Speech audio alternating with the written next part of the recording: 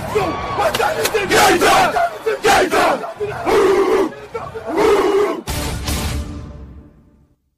going to be a football game tonight now. No doubt. It's going to be a football game here. Okay. I done been here before. All right, let's go, baby. Play clock at 5. Pass is intercepted at the goal line by Malcolm Butler. Unreal.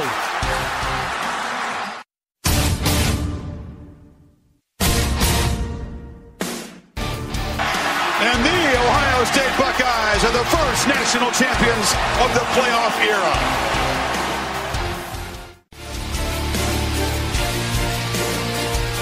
Ladies and gentlemen, football to football.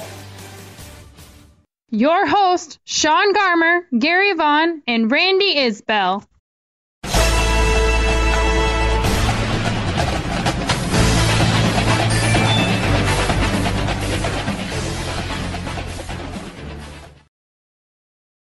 All right, this is Football to Football special edition, the first of two. As we are doing we've already, Randy's done some special previews for us already of all the big conferences and everything, but we haven't done our playoff picks. We haven't done anything like that, and we just want to take another opportunity to kind of just go through the conferences and stuff like that, but it won't be Gary or Randy or I talking that much. It'll be our two guests that we have here that I'll introduce in just a little bit. But, first off, Gary, we just completed another fantasy football draft. It seems like the millionth one that we've done. Yeah. But we'll have another one on Sunday we'll be talking about already before we do the NFL season preview. But this is our college football season preview, even though it doesn't have to do with college football. How do you feel about your team? Oh, man, we just did a fun draft not long ago, and it was a blast, but, man, I was so nerve-wracked because I was a keeper league, and I kept a couple guys, kept Julio Jones, kept Jamal Charles, just still believing in those two guys. I was a little bit nervous of getting rid of them, but I kept them, and I feel like I built a decent team around them. Got kind of weak at quarterback, but, we'll see. I think I'm okay. Sam Bradford should do okay for me. I just don't know if I can trust him to stay healthy. Yeah, I had to keep Peyton Manning, and I'm worried about that. Just because, I didn't know what I would get at quarterback depending on what pick I had, since we do the whole, you find out your pick when the draft room opens for that league, and hopefully we can fix my other issue with Calvin Johnson disappearing. But, maybe it'll work itself out. But, we were just talking about one league drafting, but there's a whole nother way you can do drafts that's even much better. And even though the NFL season and preseason games are pretty much over, the NFL season kicks off in less than a week, and you could start the season by winning $2 million in Week 1 at DraftKings.com, America's favorite one-week fantasy football site. It's the biggest fantasy football contest ever. The $10 million in prizes are up for grabs, including $2 million for first place and $1 million for the second. One-week fantasy means no season-long commitments. It's pretty much fantasy football on demand, guys. You can play where you want, when you want, and you can pick the players that you want. So you just pick your players, you pile up the points, and pick up your cash. That's it. You've never experienced football like this. Every game feels like the playoffs, and yes, even in Week 1. And every broken tackle or spectacular catch could take you closer to $2 million prize. This isn't fantasy as usual. This is DraftKings. Welcome to the big time. Hurry to DraftKings.com now and use the promo code SPREAKER, that's SPREAKER, to play free for a shot at $2 million in the Week 1 Millionaire Maker. Enter Spreaker for free entry now at DraftKings.com. That's DraftKings.com, and that's how you do a freaking live read right there in 60 seconds. And now we can move on, as I feel good nailing that thing. Yeah. To this NCAA Football preview. And joining us here today is two guys we've had on before. They always give us wonderful information, and always a joy to have them. Mr. Brandon Clapp, how are you doing, man? I'm doing excellent, and it's an honor to be on with you guys again. And Kevin Williams, nice to hear from you again. Yo, how you doing? Well, our new co-host, Mr. Randy Isbell, and my old familiar great friend Gary Vaughn. They are both here with us. Randy is going to do a first for himself here. He's going to, since he's going to be the one kind of leading our college football coverage for the rest of this season as we embark on 2-a-days pretty much, or 2 a week, starting once after next Thursday. We're going to be going Thursday night and Monday night after those games to preview the NFL and college games, and then review the college and NFL games for that week. Randy's going to be doing the college stuff for us, so this is your cue, man. You're going to lead us through this thing. Yeah, and first off, Sean, if you could nail a DraftKings team like you nailed that promo, you could win $2 million, my friend. That's right. As I've heard, you've used it before. Yeah, I didn't nail it very well. Baseball beat me up a little bit, messing around with DraftKings this year, but football hopefully will be able to do something completely different. But yeah, so let's just go ahead, just jump right into it. As Sean said, I've kind of given my piece on all these conferences throughout the last couple months, and I want to hear what these guys have to say about it. So let's start off with the ACC. North Carolina got things going in that first game on ESPN yesterday and looked a little sloppy. But I want to hear what you guys have to say. Does North Carolina have a chance to win that Coastal Division, or is a team like Virginia Tech or Duke going to take it?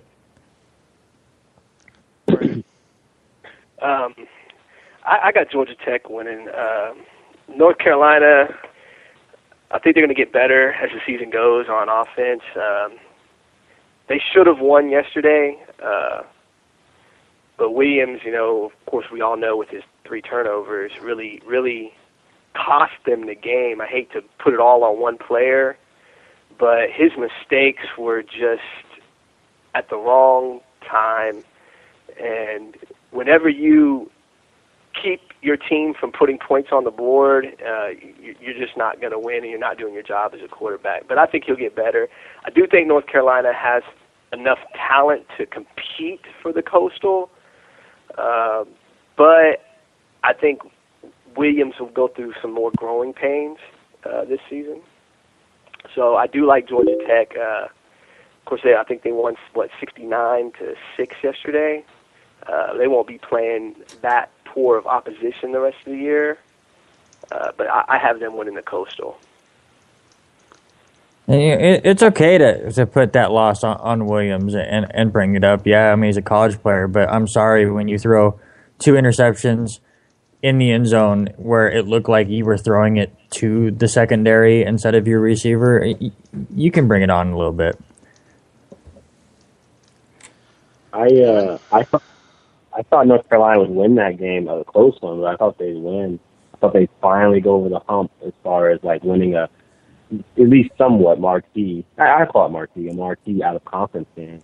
I gave up on North Carolina years ago, though. I mean, there were 2 or 3 years in a row where I picked this team because they were even more talented then than they are now, and they just never get it done. They just never capitalized. Bush Davis, Larry Fedora, doesn't matter who the coach is. It's just not going to happen down there in Chapel Hill. And Williams, I mean, you definitely put it on him.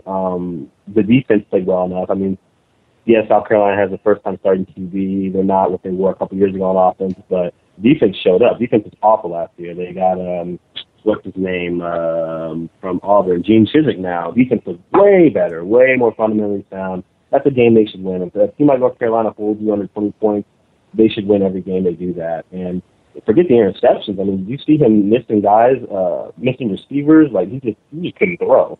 He just couldn't throw all night. His body language was awful too. It was like, oh man, why am I getting blamed? I think they'll bounce back and play better. But yeah, last night was just, they looked terrible. They did. He looked terrible. They looked terrible on offense. So Kevin, who do you have winning that Coastal Division? Oh, the Coastal. Actually, I got Virginia Tech winning it. I hate to bite off Phil Steele, but I said it last year. When I was looking at their roster, I like to be at the time to see how many seniors teams have. And Virginia Tech didn't lose anybody. They brought back basically every good player they had on defense. It seems like half of them were injured. On offense, they're the first time starting QB for them. It's the second year. The O-line should be healthier. They bring a lot of most of those guys back. They bring back pretty much all their receivers, all their running backs. Running backs were probably the most banged up running back unit in the country last year. Couldn't keep a single guy healthy. So far, they've really got just about no significant injuries to speak of at all, which is rare for them. So they're going to go into Ohio State, and they're healthy. And I like their coaching staff. I always have for good reason. And I think Virginia Tech, it won't be easy. Miami, I think they're just super talented. I think they've got a chance. Georgia Tech, obviously, with that QB they've got. I mean, that guy is incredible running that offense for him. He can really actually throw it. And I think Pitt could be really good, too, depending on how they gel with Narduzzi the first year. But I got Virginia Tech edging out and winning the Coastal. Okay, how do you... go ahead. I'm sorry. I like Virginia Tech, but what keeps me from picking them to win the conference is Brewer. They got to go to Miami. They got to go to Georgia Tech. And they got to go to East Carolina. I know they had to replace the offensive coordinator and the quarterback and wide receiver, but he had done a good job recruiting people for their system. They're basically going to run the same system that he ran when he was there. Riley, he's moved on to Oklahoma. So they had some problems with their wide receivers other than Hardy last year in that game because they're big, while Virginia Tech has very good corners. They don't have excellent size. So I just don't see Brewer being able to lead Virginia Tech to the Coastal title. I would just say that, they play Georgia Tech on the road. That's a team they play well, though, for the most part, and they do get a bye for it. And Georgia Tech gets a bye, too, but Georgia Tech's actually bad off bye week. At least they have it under Johnson. And a bye week does help with the option. And then going to Miami, I don't think they're going to win that game either. But I don't know. I mean, in East Carolina, Virginia Tech doesn't play good out of conference at all, so they very well could lose that game. But I'm not high on East Carolina at all. I think Riley's a huge loss. I think play calling's so underrated. And you can run the same offense, but, I mean, I think they're going to miss him. I think they're going to miss Carden. I think they're going to miss Hardy a lot. There's a reason those guys are in the NFL, and East Carolina doesn't send guys there very often. So. Sean, what about you? Who do you have winning this? I'm just going to say I think Georgia Tech is winning this thing. Yeah, Gary? Yeah, I mean, I'm kind of with Sean on that too. I think Georgia Tech is the pick that I've kind of followed a little bit here and I've kind of supported. So yeah, I'll stick with that. Okay, let's go ahead and move on to the Atlantic Division, and the big game, I guess, in that division this week is Louisville going to Auburn. Huge test for them. Do any of you guys think they could pull the upset in Auburn? No. The game's in Atlanta. Bobby Petrino doesn't even know which of his 5 quarterbacks he wants to start the game. So, I don't think so. That's Auburn's winning.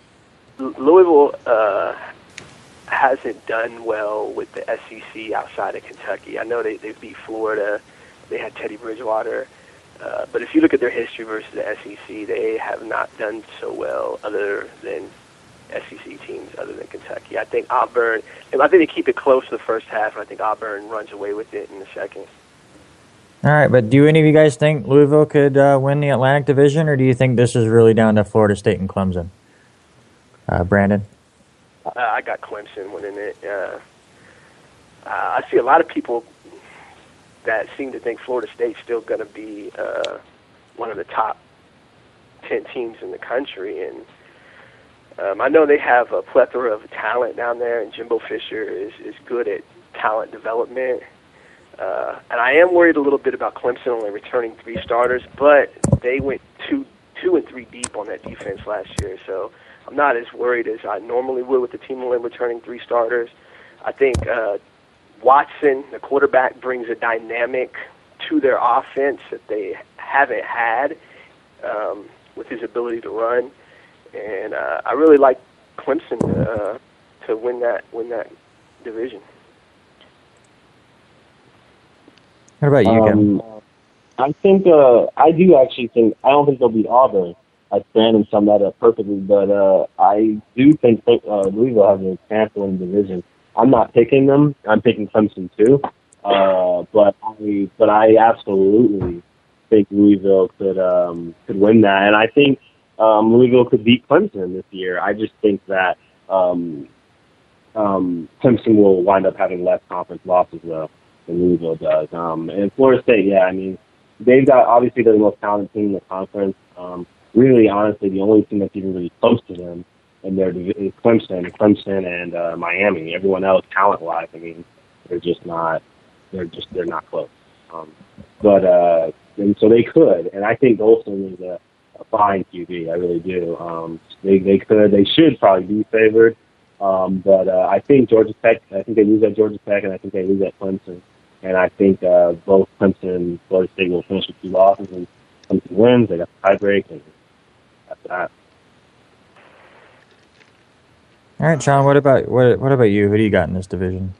I think I'm going to take the flyer on Florida State. I think, 2 years ago they were kind of in the same spot where E.J. Manuel was gone. They lost a lot of players. Winston steps up, and, the rest of the team kind of conforms, and we get what we got with them winning a title. I'm not going to say that's happening, but I think that definitely Florida State's in that same spot with Golson being able to step into that role. And if he was that dynamite at Notre Dame, he should be able to do this with Florida State.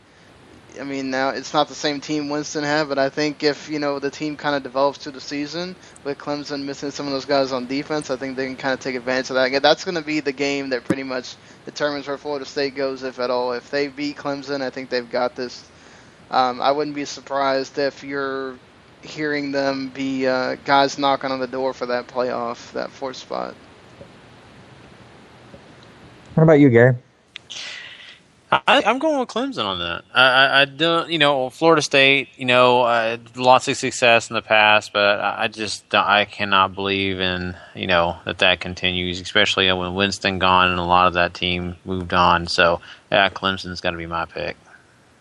All right, just real quick, who do you guys have winning the entire ACC in the championship game? Brandon?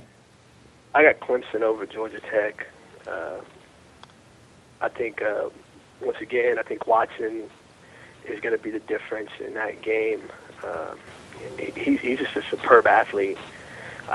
He does need to get better with his accuracy, but I think that'll come along as he gets more reps under center. How about you, Kevin? It was tough because these two teams haven't really played each other in a while. But I just gotta go with. I took Virginia Tech. I think Virginia Tech. I'm going all the way from unranked to winning their conference. I do think Clemson will miss Chad Morris a lot, certainly more than Dabo Swinney thinks they will. And I don't know. I mean, if it's a matchup like that, I gotta go with whoever I think has the better defense and has the better special teams, and that's gonna be Virginia Tech. So. What about you, Gary? Who's your champion? I'm going to go with Clemson and stick with them. Okay. And Sean? I'm going to go with Florida State. All right. So that's your ACC. Let's go ahead and move to the... So, wait, but just to remind people, Randy, because, you did these a while back. Who did you have? All right. So that's why I wanted to run out to my car before we started, because my notebook that has all my predictions is missing. So I don't remember. I don't even remember what we I know we didn't talk a whole lot about it, but I don't remember mine either. Well, off the top of my head, I think I would I have Clemson over Virginia Tech, but I honestly don't remember what I picked. I was hoping to find my notebook, and it's somewhere. So, and I didn't get a chance to go back and listen. So, for now, that's what I'll say. Well, it should be like 2 totally different teams or something later. It could be. It totally could be. So let's go and move to the Big 12, which I had high hopes for a lot of these teams, and yes, it's just week 1, but a couple of them are kind of disappointing over these couple days. TCU had a lot more trouble against Minnesota than I thought they would. Trevon Boykin, who I thought was going to be a huge Heisman candidate, kind of off to a rough start. Baylor's defense did their team no favors in the first half, but really got going tonight and watched a little bit of that game. But, Kevin, I want to go to you because I hear you're an Oklahoma fan. So do you have... Oh, sorry. Sean sent me this stuff, and I have Kevin and Oklahoma on the same message, but it's Oklahoma up to the Brandon. Okay, so Brandon will go to you. Excuse me. Do you have higher hopes now for Oklahoma the way TCU looked yesterday, or how do you feel about this conference? I took Baylor to win the conference and Oklahoma to come in second. But I have a lot, like you said, Baylor did not look good today in the first half. And I noticed something, too. I know it's only week one, but they look very dependent on forcing the ball to K.D. Cannon. And once they get into Big 12 play with better defenses than what SMU saw, the teams will try to take him away, and they'll be a lot more successful at times than what SMU was today. And I really thought, they returned a lot of starters. I think they returned 19 or 18 starters. And, Seth looked good. He still looked like a quarterback with limited reps today at times also. I didn't believe in TCU coming in this season. I think they're a little overhyped. They only returned 5 starters on defense. They got to go to Oklahoma. I believe they got to go to Oklahoma State, and that could spell trouble for them, especially with the way their offense looked, which was supposed to be their strong point coming into the season. I'm an OU fan, but I'm also a realist. We got a lot of unanswered questions that we got to answer before I can even take us seriously as a contender for the Big 12 or even further the playoffs. I still like Baylor, but I'm a little bit more confident than I was yesterday before that game, or today. Kevin, what about you? How do you feel about this conference? Let me first just say that Minnesota TCU game was beautiful. I love watching a team that's just well coached, which Minnesota obviously clearly is. And when you're well coached and you're disciplined and you keep things in front of you, you make one or two things happen. You make the team beat you over top. And if they can't, if TCU didn't enough, then whoa, you're in the game. As a matter of fact, if Minnesota had went hurry up all game, who knows? They might have won that. Honestly, I mean that last quarter there when they were like forcing themselves to actually throw it, spread out and throw it. Leitner looked better than I'd ever seen him look. But with that said, it's week one. TCU last year they came out of nowhere with their offense the way it was, running that system. It's not gonna be as explosive this year. It'll still be great, but it's not gonna be as explosive. TCU's offense bothered me more than their defense, but it's week one, and they were playing a well-coached team at home. It's not easy to win on the road against these T5 schools. It's not. The Oklahoma State looked worse. Oklahoma State is I didn't pick them to win the conference. I'm actually, it was the hardest conference to pick between TCU and Baylor. I'm so torn, but I'm going Baylor too. In like the last 24 hours. Oklahoma State, though, if Oklahoma State doesn't, if they're not as good as I think they'll be, then that changes things because they don't beat Oklahoma. They're the catalyst in that conference that will like hand people losses. And I think TCU's chances are higher if Oklahoma State isn't that good. And Oklahoma State looks awful yesterday. They look terrible. They look absolutely terrible to me playing Central Michigan. So on the road too, though. But yeah, I got Baylor winning it. They just have pretty much the deepest as far as experience goes team possibly in the country. They've got a ridiculously good offense. They've got NFL players in their defense, especially in their D line. NFL guys, 3 of them for sure. If they can stay healthy with their starters there, by the time the end of the year swings around, they can beat anyone. They really can. And as far as forcing getting the ball downfield, that's what Baylor does. They've been doing it for years. They've been doing it since they had Robert Griffin. they throw the ball over your head deep, With whoever is out there receiving, they throw the ball over your head. It doesn't matter who is. I mean, if those two stars got hurt, I'm sure they would just pull guys off their bench and then they'd be forcing it deep to them, So that's just what Baylor does, and it's working. That's what they did today, dude. Last couple of years. What, throwing it down the field on a streak pattern? It's not. It wasn't just the streak pattern. They were throwing most of their passes, especially in the first half. Even the slant routes, the short routes, they were all going to K.D. Cannon. That was Seth's first read on almost every pass.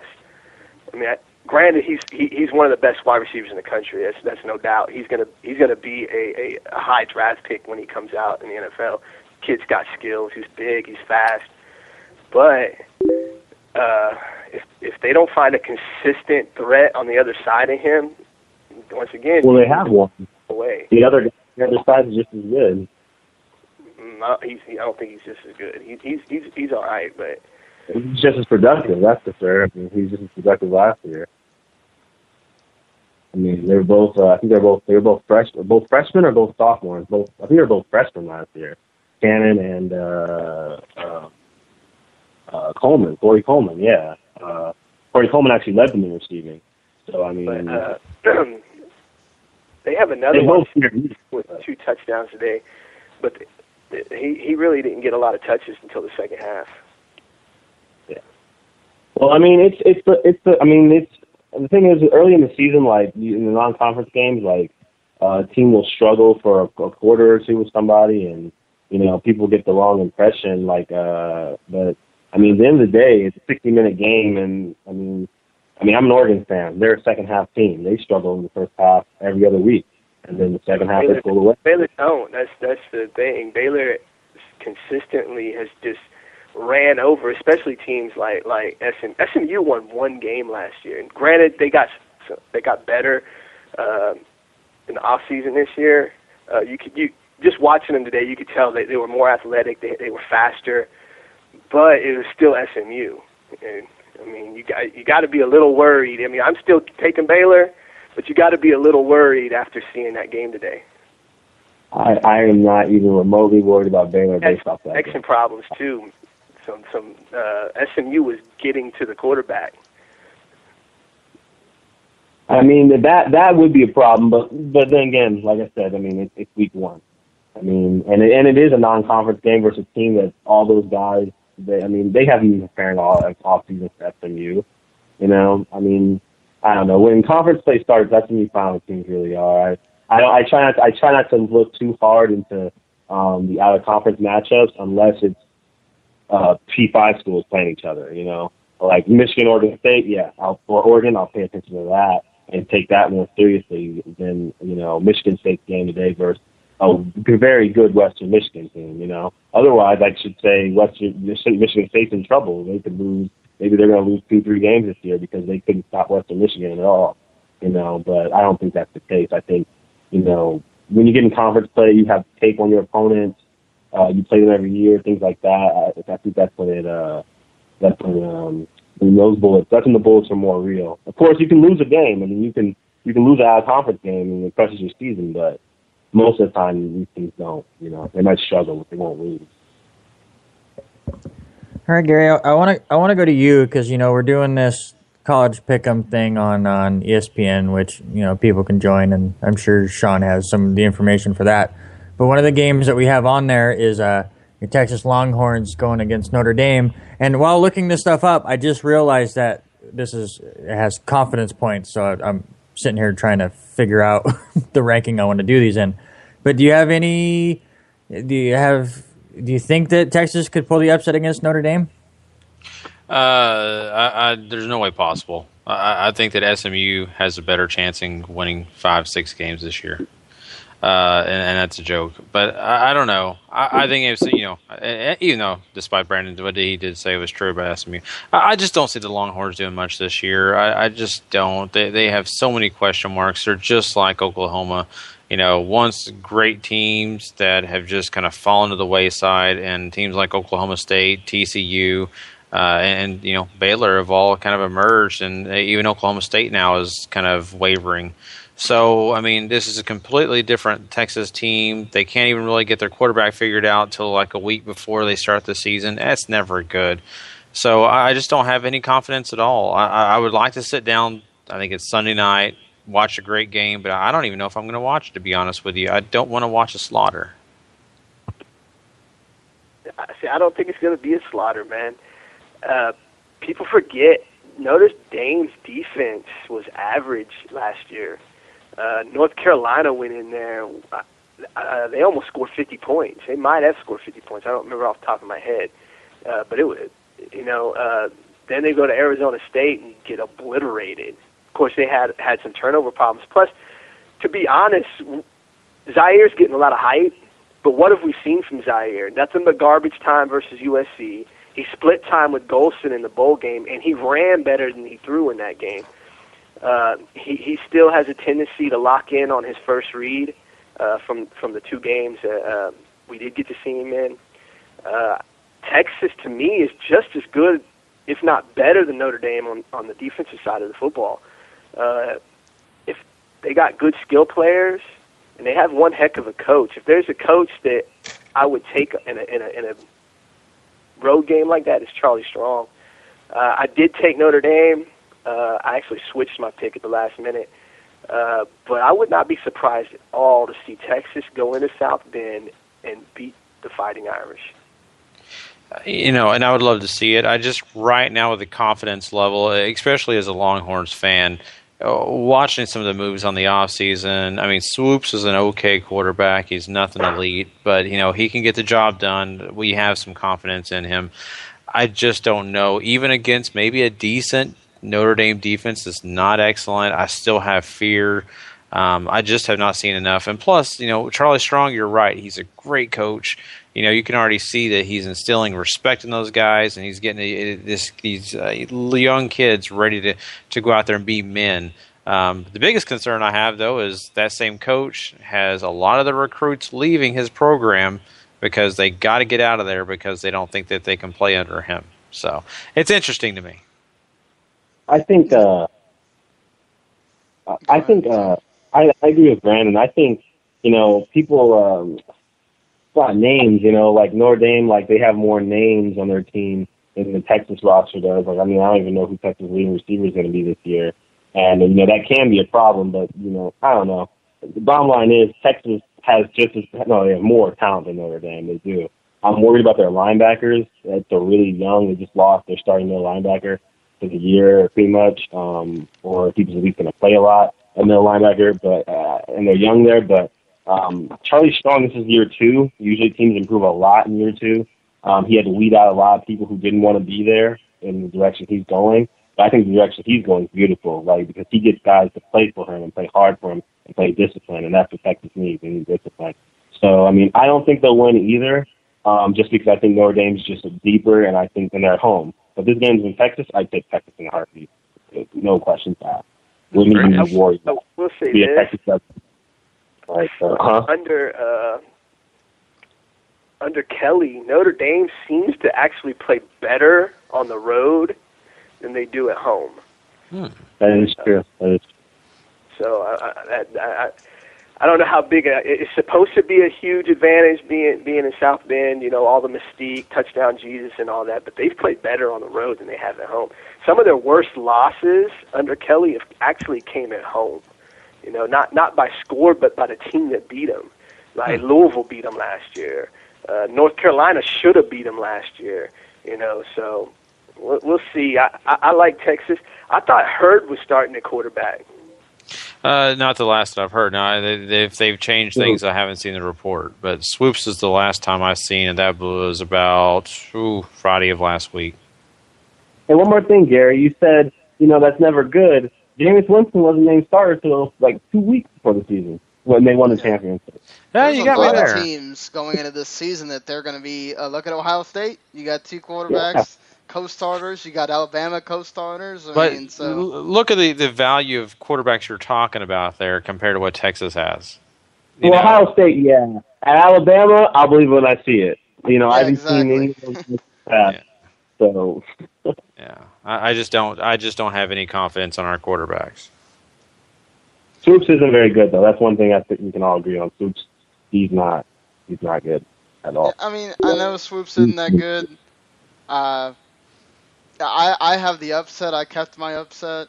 I think Texas can go in there and get the win. If you're gonna get a team, it's usually in week 1 when they're still, getting things together. I think Charlie Strong wants to make a statement that this team is changing already in season 2 of his reign. So why not? Mm-hmm. I think me and Gary still have to do the picking the winner though. Yes. This is hard because Baylor has a real cake non-conference, and the way it's going to get harder for them. The thing that's going to suck for them is they have all their hard games towards the end of the season when you really don't want to play all those teams, especially playing. TCU and Baylor basically play each other. Could be playing each other for the championship at the end of the season. There, Baylor. I think that they have an upper hand in certain places, but I still think I'm going to pick TCU. I think there's revenge in their mind that they want to come in and do what they couldn't do last year.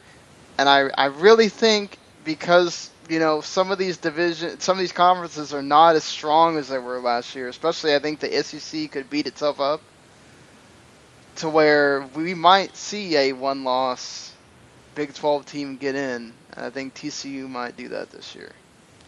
Yeah, I'm right there with you. Go ahead. I was going to say, the one thing Baylor cannot afford, in my opinion, to get in the playoffs is a loss. Unless they lose to someone like Oklahoma, if Oklahoma was good this year. But because, like you pointed out, that non-conference schedule is a joke. And I think, in my opinion, if they lose one game this year, it serves them right once again for playing a trash non-conference schedule to get left out of the playoffs.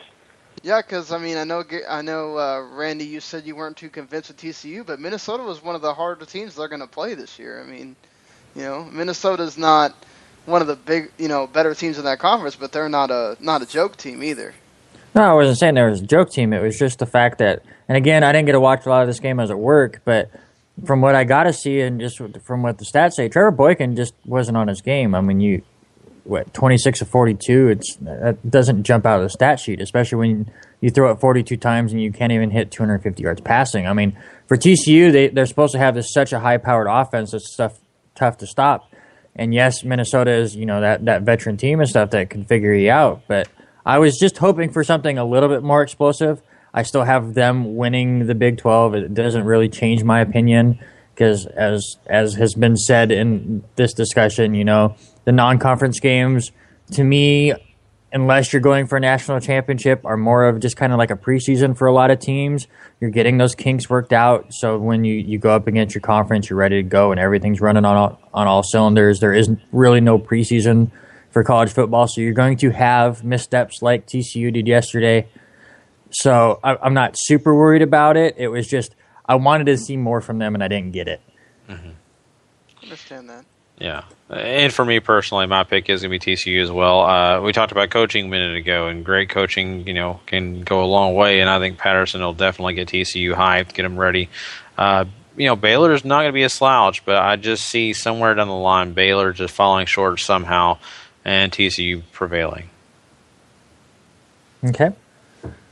Let's go on to the Big Ten, where yesterday we had quite the hoopla over a certain head coach making his debut in a loss. I guess Jim Harbaugh in Michigan losing to Utah yesterday. Do any of you guys think that Michigan can pull out the East Division in the Big 12, or do you think it's Ohio State, maybe Michigan State, who looked good in the first half today and kind of just let Western Michigan stick around a little bit? Who you got? Let's go with Kevin. Where am I at? No, I don't. I don't think Michigan has a chance. Basically, Michigan is the third or fourth best team in that conference. Them and Penn State. I don't really think much of the Big Ten in general, but it's Michigan State and Ohio State. They're the class of the conference. They're the two best teams overall. Ohio State will win the conference. I don't think they'll drop a game in conference. Some people think Michigan State can upset them on the road. I don't see that either. Not by the end of the year. Not by the time Urban Meyer's got it figured out. It's just Ohio. I don't think Ohio State will drop a game all year unless they lose to Virginia Tech. I do give Michigan a chance, though. I do think they have, like, Michigan State's a losable game for all the Buckeyes. Michigan's a losable game for the Buckeyes. It's a rivalry. Michigan is a talented team at the end of the season, and you just shouldn't, cross anybody out there, especially in a rivalry game like that, if he was one. So I do give Michigan a chance at home to beat Ohio State and try to crush their season. Nothing would make them happier and Harbaugh happier. But so it wouldn't surprise me, but even still, there's just no way Michigan's going to win that conference this year, or that division this year. There's no way. And who did you think was winning it? Ohio State. Ohio State. Brandon, in our pick'ems, there's an interesting game for us. Is Penn State on the road against Temple? Do you think they slip up? As we're talking about week one, you can kind of have those kind of roadblocks. You think they slip up on the road? It's possible. Temple brings back a deep squad. I want to say they bring back 18 starters, and they're going to be better than what a lot of people think as well. I think obviously Penn State has the better talent on their roster, but these week one games are they get crazy. And Christian Hackenberger had some turnover issues last year, and if he does that on the road week one against a Temple team that just needs to believe that they can win, it could be trouble for him. I still think Penn State wins though. All right, and how do you feel about the East Division in general? I think it's going to be close between Ohio State and Michigan State. I got Michigan coming in third. They played pretty good last night, minus their quarterback turning the ball over. Utah is going to be a good team. I don't think they'll be as good as they were last year, but they're going to be probably the third best team that Michigan plays all year. So I don't think it was that bad of a loss. But I do still have Ohio State winning the East. I have Wisconsin winning the West, and I have Ohio State winning the conference. What about you, Sean? How do you feel about this division? Ohio State's winning. I don't know. I mean, I agree with Kevin. I don't see him losing a game. This team is, I think, above and beyond almost everyone else in college football right now. If they can stick with one quarterback, whether it's Jones or Barrett or whatever, I think they're gonna be rolling people. Michigan State might upset them, but I just don't think it's gonna happen. Ohio State's just winning this whole thing. I think Wisconsin's gonna win the other side, but they're not winning that championship. What about you, Gary? Yeah, I'm really, all these guys. Ohio State has to be the team to beat here, and I don't think anybody's going to be able to do it in this, division. And I just kind of feel like, they're ready to repeat, whatever performance they gave last year, and they're going to try hard to do it again. And they definitely have the talent to do it. So I don't have any fears or qualms about it. I think they lose to Virginia Tech. I just want to put that out there. Yeah, that's a good one. That's the thing I don't. So what about that Monday game? You think anybody else think they're going to lose? I don't. I think Ohio State will win, but I mean it's going to be a really fun game. And that's what I don't like about this stupid ESPN predictor thing. Why is that game not on our thing? It is on. It's on at the end. It's the last one. I don't have it on mine. Here's my reason. Ohio State lost their second best defensive end to the draft from last year. The best defensive end, Barbosa, was suspended for that game. They did bring back 4 of the top wide receivers from last year, but 3 of them are going to be suspended for that game. And if you go and you watch the game last year, their secondary really mauled that wide receiver core. That was with Devin Smith on that team. I think Virginia Tech is better this year in the secondary than they were last year. And if they can stop the run, I think there's going to be some real nervous hearts in Ohio. Yeah, Virginia Tech, they're being criminally underrated in this game. Saying styles make fights. Well, if you watched the game last year, I get it. It was their first game. I get, Ohio State wasn't as experienced. I think that is that Virginia Tech was extremely inexperienced too. They had a new starting QB. It had some guys who hadn't started before on their team too. I mean, it wasn't like they were a veteran team that beat Ohio State. They weren't at all. They're more veteran this year. So I mean, the corners are big. They can cover. Their safeties can cover. They're going to bring them down, and they're going to put 7 in the box, and they're going to make Ohio State throw the ball over the top. That's what they did last year, and they beat them. And I just don't. And now it's in Blacksburg. So I think Virginia Tech's going to win with the suspensions, and I think that it's going to be like a really, even if they lost, it would be a really tight contest for 3 quarters, 3 or 4 quarters. It would be extremely tight if they did lose. Ohio State is way more talented. They should win. They should probably win every game on their schedule, but I think Virginia Tech gets them. I do. Yeah, because if that game is close and it gets into the fourth quarter, all the pressure's on Ohio State. All the pressure's going to be on them because they're the number 1 team in the nation. They're the defending national champions. And that's going to be a very, very hostile environment. Blacksburg, Virginia Tech's not as good as they once were, but those fans down there, they still have I live here in Virginia, they have a very rabid fan base, and everybody here in Virginia, that's all they've been talking about for 2 months. We're going to beat Ohio State, and a lot of people I know are going to be there, and it's going to be loud, and it's going to be hostile, and pressure plus pipes, man. Well, the fan base down there may have been talking about it the last 2 months, but I guarantee you Urban Meyer has been planning for this game the day after the national championship game. That is one of those guys that that, yes, they won the national championship game, but he goes back and looks and goes, man, we lost the game, and we get a chance to redeem ourselves at their place next year. And he's just one of those head coaches that I'm sure he's thought of almost nothing else but this game for the last 6 months. Funny thing about Meyer, I just saw today, he's not named the starter. You can't tell me that doesn't have to do with him not wanting Bud Foster to know who the starter is.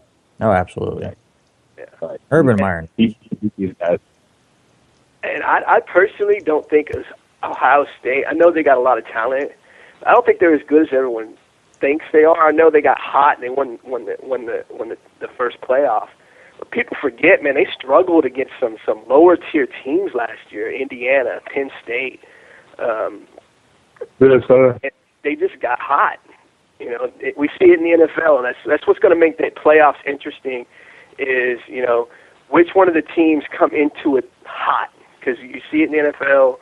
A team like Green Bay won a Super Bowl because they got hot, and so I still have my reservations about Ohio State.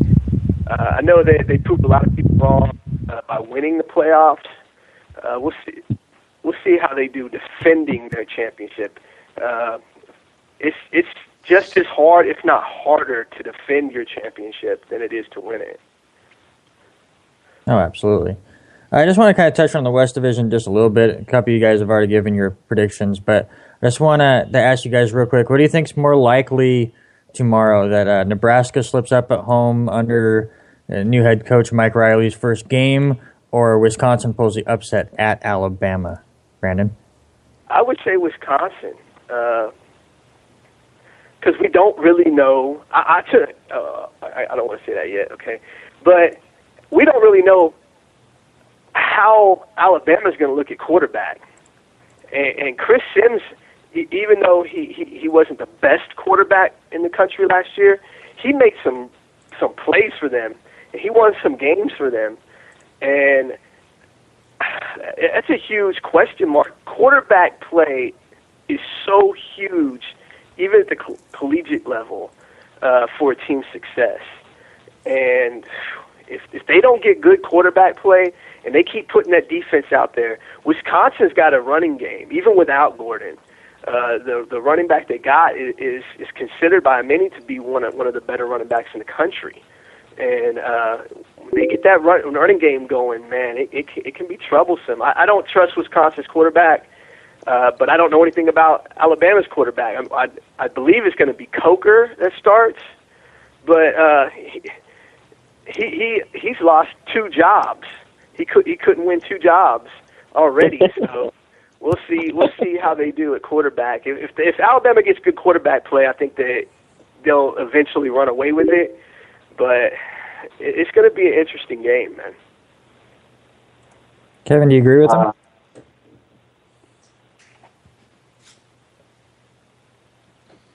Kevin? Wait, for me? Oh, I thought you said Gary. Sorry. Yeah, I think Nebraska's going to lose. So, I mean, they just had 6 players get suspended. 2 of them were starters, multi-year starters. I think Ivory, or it was a linebacker and a corner. The names are escaping me a little bit, Rose and something, but BYU's a really tough team. They've gone in and beaten Oklahoma, they've beaten Texas, they can beat Nebraska. I mean, they can play with them already, without the suspensions. It is Armstrong's not a good QB. I don't think their running backs that they got very good.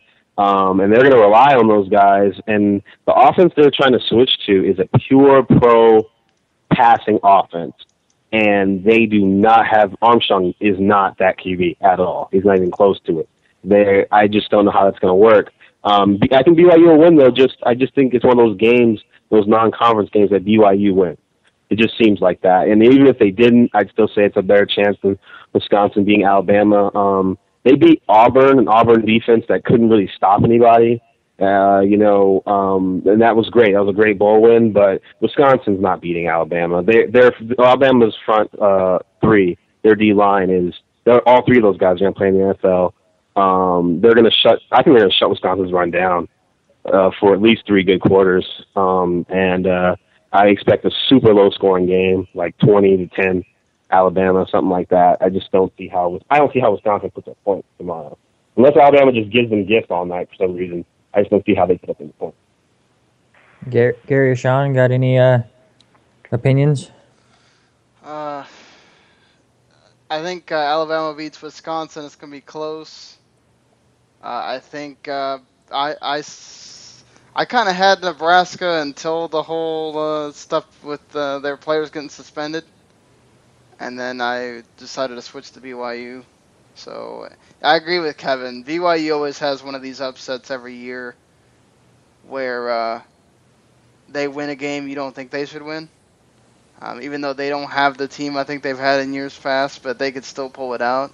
So I'll say BYU. This is what's so funny. Last year, I watched probably, aside from Arkansas games, a total of like 10 minutes of college football, and I somehow won the pick'em for that group out of just pure luck. And now when I'm going to be watching games, I'm just going to probably suck. Watch. The one thing about BYU is if you take away the read option, and it's harder said than done, but if you take away the read option, they become a different team on offense. I love the quarterback they got, but he still has some issues throwing the ball. And I think Nebraska on that defensive line is good enough to I don't know about take it away completely, but good enough to take it away to the point that they're going to make him beat them through the air. Fair enough. Mm-hmm. Yeah, and for State did wind up winning, by the way. There you go. For those that cared. Yeah, I think he missed Gotta that love field that goal. blue field. That was sad, man. That's freaking kickers, man. Yeah. Just I to make love it short. kickers. Yeah, I gotta love them. I make it short. I got Alabama winning, Nebraska losing. Okay, and just to kind of a recap, we all had Ohio State winning the conference in general, right? Mm-hmm. Yeah. Me. Okay. So let's go ahead and move on. Huh? Go ahead. I said if they don't win, Urban should be fired.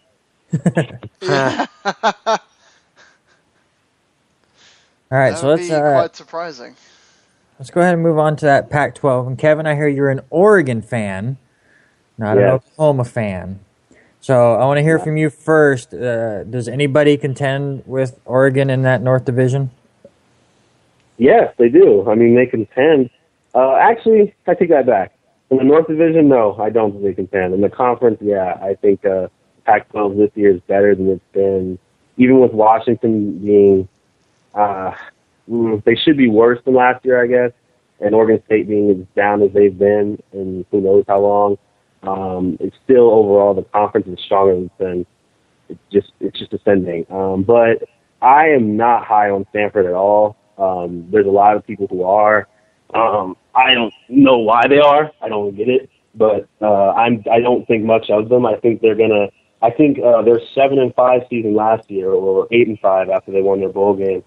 I think that team was going to be better than this one, even if this one manages to, when the smoke clears, to have one more win. You know, they just this is going to be the worst defense they've had in a long time, and this is easily the smallest defense they've had in a long time. And if you've watched Stanford play, their size on defense has been such an asset to them. It's their size, you know. They're the bullies in the block. You can't bully people when you're smaller than them. And they're smaller than a lot of teams. They're smaller than Oregon, considerably smaller than Oregon. When was the last time you said that, you know? And Oregon's been getting bigger, but Stanford really dropped up front on the O-line and the D-line this year. And they've got a lot of inexperienced guys in the front, especially in that front seven. They're even smaller at corner. They're even much smaller there. I mean, on offense, Hogan should have his best year he's had. They've got some pretty good receivers. Nothing too crazy, but pretty good. I think they'll get better running back play this year. And, of course, they still have the Stanford O-line. They're going to be good there. The offense, honestly, will probably be better than the defense for one. But I just don't think they're going to I think, you know, they got a tough schedule to navigate through, and I see them losing 3-4 games, and I see them losing at home to Oregon. I do. You think there's any chance they lose to Northwestern tomorrow?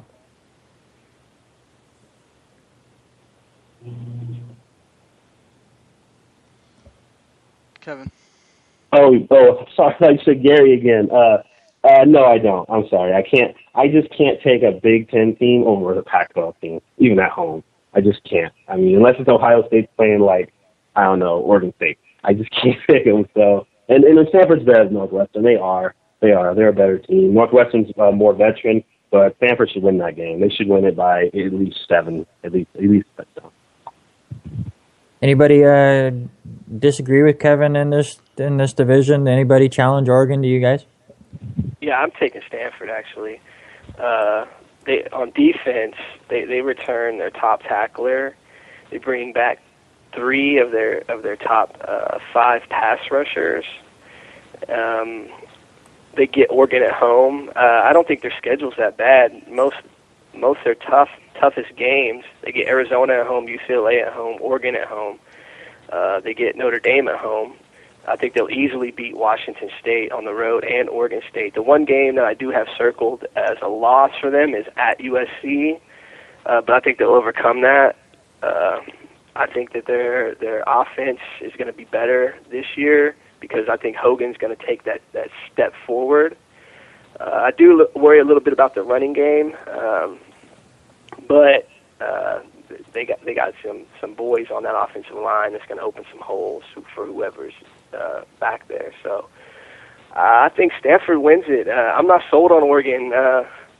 You don't just replace Marcus Mariota, who covered a lot of your flaws on offense. And as good as Vernon Adams is supposed to be, he hasn't proved anything at this level. He was good at Eastern Washington, but most of those guys can't play at this level. So we'll see how he does.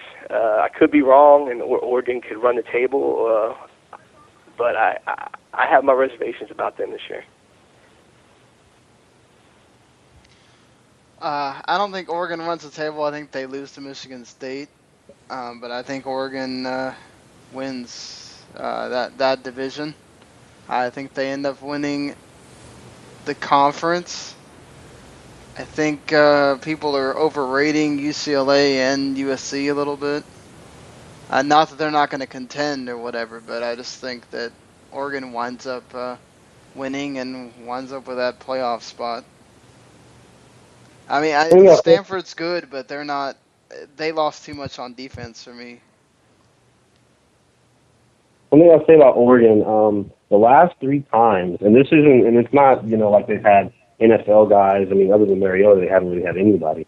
But the last 3 times they've broken in a new QB, they've won the conference. And one of them he was a JUCO transfer. It was his name's escaping me now. How can I forget his name?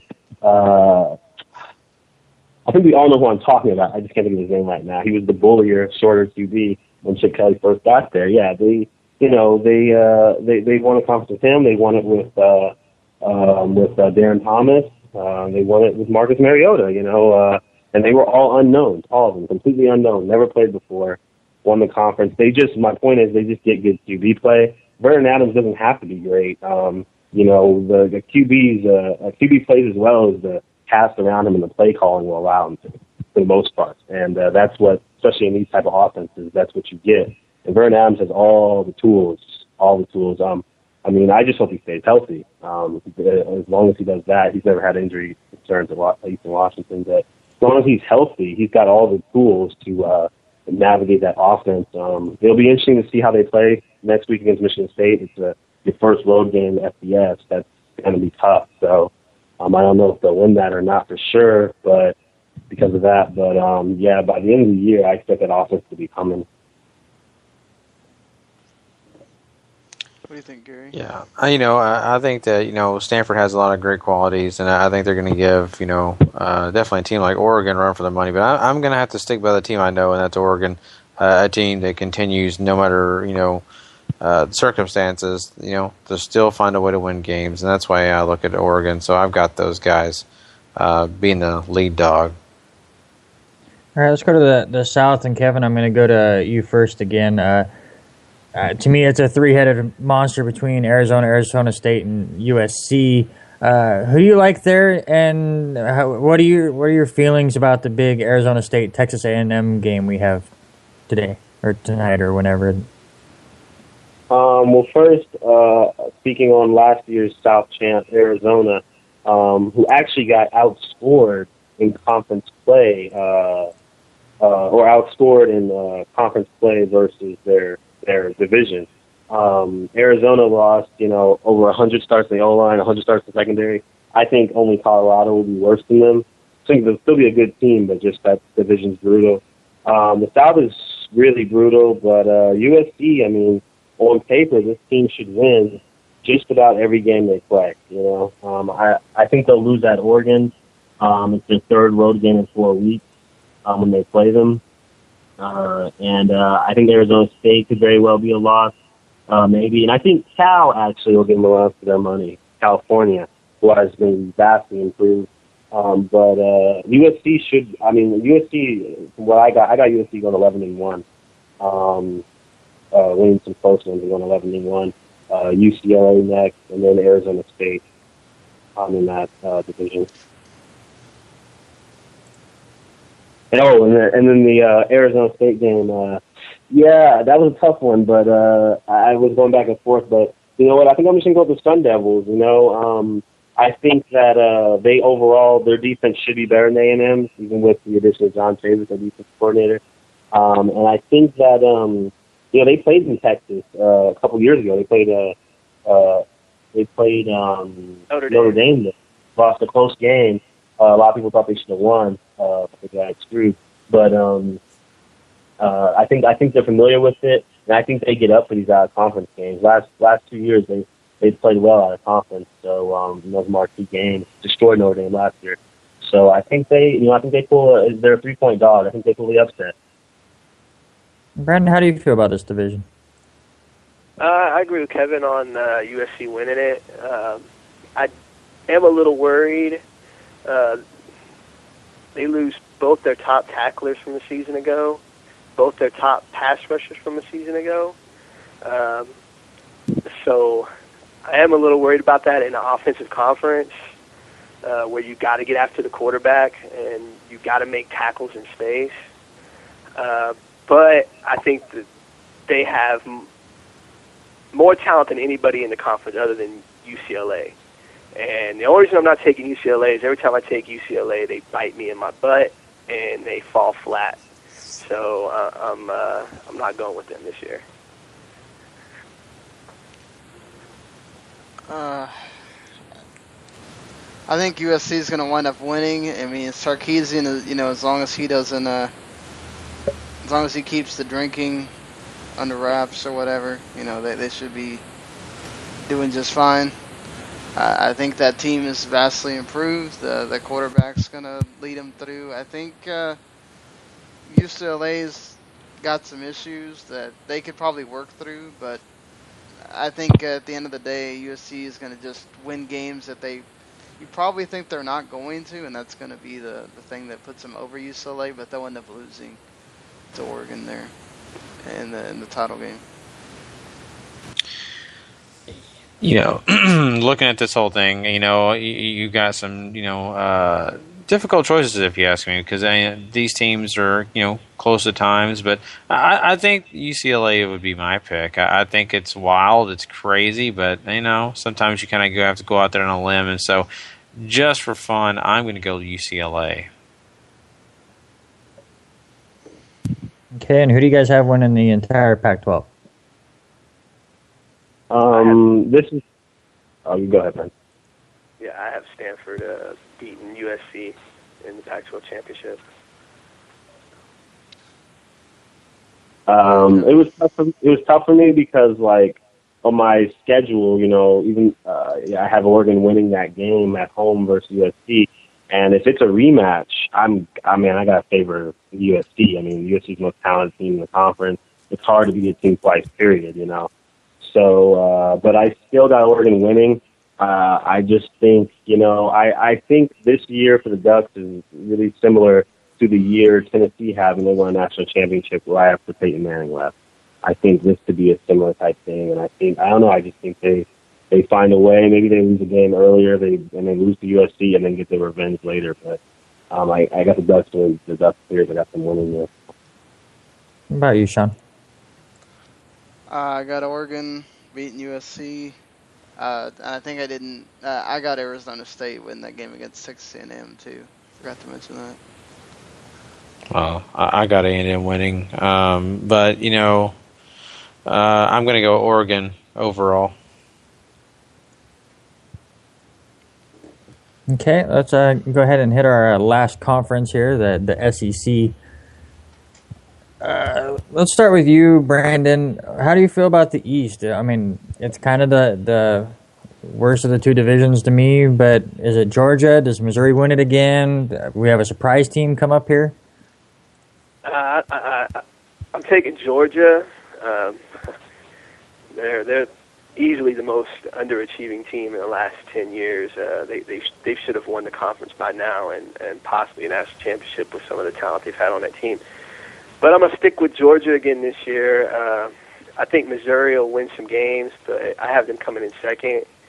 But I don't think they'll be close to winning the conference, or the division, I'm sorry, this season. I think Georgia, they get Alabama at home. I think that it's their time to finally get over the hump, win the division, and possibly the conference. I heard that laugh. I'm not laughing at Brandon. I'm just laughing because I just hear a hint of doubt, and I know why. It's for 4 years, dude. So they keep. I don't know. If they lose games they're not supposed to lose, and every year, without fail, Georgia loses 1 or 2 games they should every year. That's why I'm not picking them. I picked them before they didn't do, and I'm not picking them. I saw a stat last 7 years was 28 and 28 versus teams that finished the year with a winning record. That is horrible. beyond horrible for a team with their talent. So I'm just not going to pick them. I'm not. I had them beating Alabama at first. I still have them beating Alabama, but it's kind of one of those things where if they beat Alabama, the next week I have them losing at Tennessee or vice versa. I also think Florida's going to beat them again. I do. I think Florida could be a real dark horse this year. They are super talented. There's talent as anyone in the nation, really. I mean, recruiting-wise. And, they're super young and inexperienced, though, too. But I think Florida can beat them again. That's a big rivalry game. And I got them losing at Auburn. So I got Georgia losing Goth in 3 games, at least 3 games. That's if Georgia Tech doesn't beat them again. So at least 3 games. I just think they're underachievers. I don't trust. I think Lambert, who he names as a starter, that to me is a really awful sign because Lambert's terrible. If you watch Lambert at all, there's any good teams last year, he's awful. So I don't know why he's starting, but I guess that's what they have at QB. Everywhere else, Georgia looks great. They look sound. And I don't like to use the QB as a reason not to take a team. It's just one position, albeit the most important one, but that's just a really bad sign. And really at receiver, they don't have much either, I guess, not that they need to in that offense, but with that kind of running game. But yeah, I'm going with Tennessee by default. Really, I'm going with Tennessee. They were super inexperienced last year in the trenches, as inexperienced as I've ever seen a team be on both sides. And now it's the complete opposite. I think they get vast improvement there. They've had ridiculous recruiting classes these last 3 years. They've got a ton of talent. They've got a ton of experience. They've got depth finally. As long as Dobbs stays healthy, I think Tennessee can navigate their way to 8-9 wins in the regular season. Missouri is a team that, on paper, especially with that schedule, should probably win 8, 9, maybe 10 games again. But I just feel like because they've overachieved so much these last 2 years, I just feel like they're due to have some breaks go against them. They have to replace their entire NFL basically D-line. And I just think they're finally going to catch up with them. Their lack of talent compared to the teams around them, Tennessee, Georgia, Florida, I think it catches up with them, and I think they lose their matchups with all 3 of those teams. So I got Missouri finishing 4th despite winning the conference last year, or the division last year. Sean, how do you feel? I'm gonna pick Georgia to win the East because that's what they usually do. It's getting over the hump of actually beating the SEC West person that gets in the SEC championship game. So, man, the quarterback change though just makes me very eerie. Of Bryce Ramsey is not good. I don't know why. Why make the quarterback change? It's not like the quarterback you had last year was bad or anything. I don't understand. I mean, the having one of the best running backs in the nation, if not maybe the best one, is going to get them wins. Period. Anyway, I think they'll win that division, but Tennessee and Florida are going to make it a rough one. What about you, Gary? Looking at this thing, I got to go with my man Tony Schiavone, and I'm going with Georgia. So, come on, you gotta love Georgia overall. Is that going to be the greatest decision in the history of your sport, Gary? It will be right now at this time. No, honestly, I'll be honest with you guys. It's not the smart call. It's nowhere close to it. I'm going to throw it out there hoping that something I throw out as a flyer actually takes place and does happen. And not only that, if Georgia does do these things, I will be very ecstatic because they're a team I've followed for quite a long time. I'm a Longhorns fan. When it comes to the SEC, I follow, Arkansas and I follow Georgia. Well, if Georgia gets to the championship game, it will certainly put butts in seats. So, even though probably no one got that joke, it was just me and Gary. So it's fine. That's in Are you referring to Georgia to Mick Foley? Yeah. Okay. Exactly. I think Georgia's schedule helps them out significantly too. I think they'll at least be 5-0 or 4-0 when they host Alabama. South Carolina, if I'm a South Carolina fan, I am very scared about my offense. They actually looked better with Pharaoh Cooper in the Wildcat than they did with Connor Mitch, quarterback. He was horrible. And if that's the best quarterback they have on their roster, I think it's going to be a long season for South Carolina. Pharaoh Cooper is the best quarterback they have on the roster. Huh. Pharaoh Cooper, the best quarterback they have. I don't know why he didn't just switch in the quarterback. I heard I read an article about that.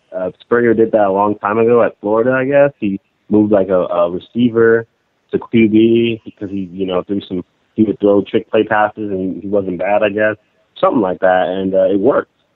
He moved his athlete to QB and it worked or something. So I don't know why I don't know what would have prevented him. I guess he just didn't want to do that.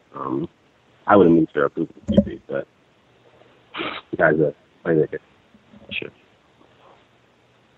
All right, what do you guys think of the West Division? Again, like I said, I think this is the more powerful division, a lot more teams in contention to win it. A lot of experts are saying it's either Alabama or Auburn. Do you guys agree with it? Do you think there's a dark horse in there, Brandon? How do you feel? I got Alabama winning it, but LSU's a real dark horse. If they get good quarterback play, they're a very dangerous team. They're going to have a very good running attack. One of the best secondaries in the country. So LSU has a chance. I'm just not sold on their quarterback play. I don't like Auburn too much. I think once again they're going to be pretty poor in the secondary. I think you're going to be able to make plays on and down the field. And I like Alabama. Although I do think Alabama loses to Georgia, and they may lose the Iron Bowl this year.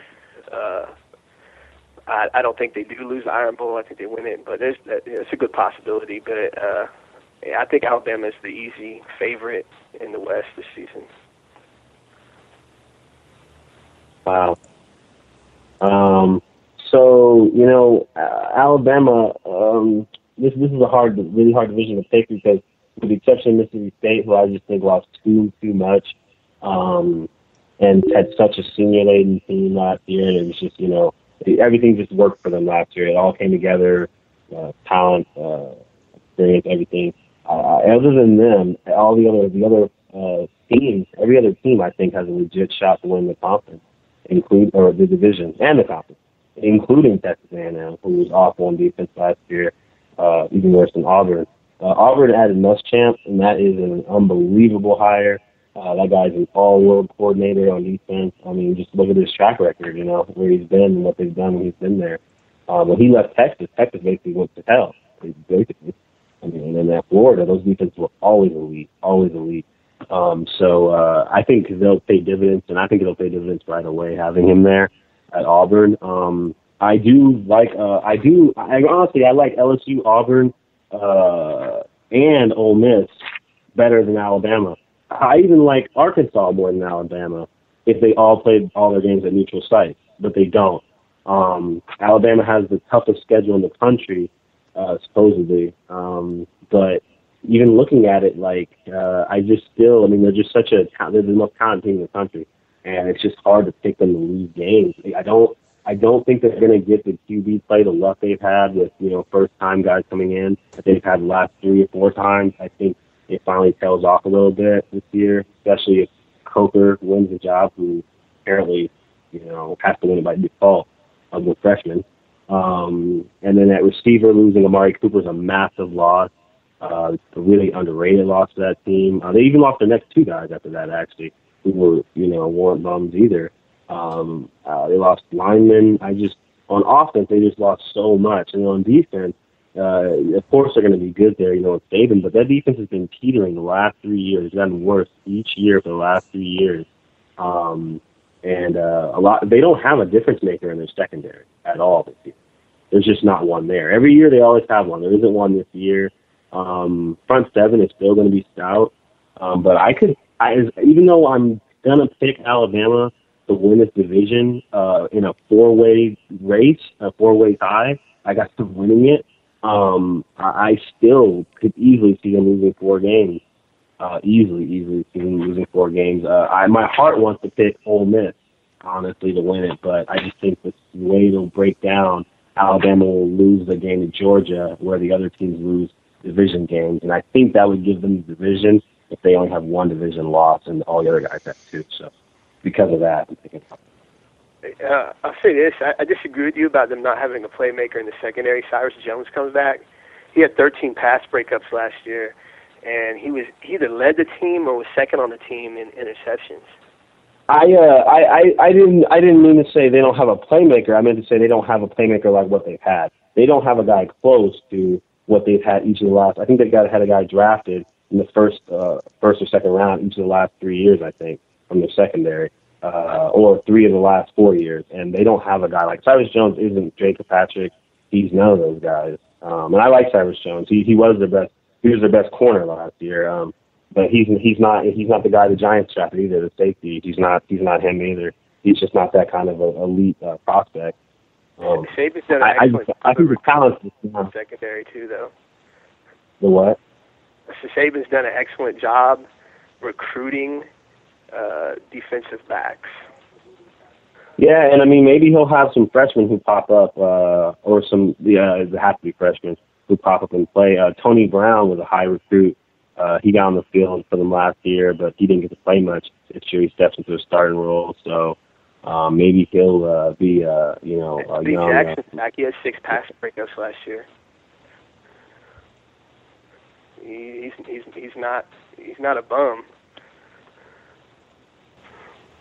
I mean, their secondary. I mean, they always have a top 30, top 20, top 30 at least secondary. But I mean, it's dropped each of the last 3 years. The big plays have just been adding up each of the last 3 years. Last year, true, but if you look at the quarterback play in the SEC the last 3 years, it's gotten better. It's not a coincidence. Like Bob Stu said, you look at it before, the quarterback play wasn't as good when they were, roughshodding statistically on the defensive side of the ball. Once these quarterbacks, the better quarterbacks started to be developed in the SEC. Look, the numbers started all of a sudden. Wow, they're not as dominant defensively they used to be.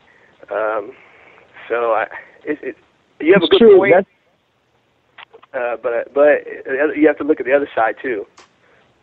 That's true, but I think Brandon Harris, Jeremy Johnson. I think Brandon Harris and Jeremy Johnson for sure. I think both those guys could play in the NFL one day, especially Jeremy Johnson. Now they're going to be first year starters. Well, yeah, really first year starters.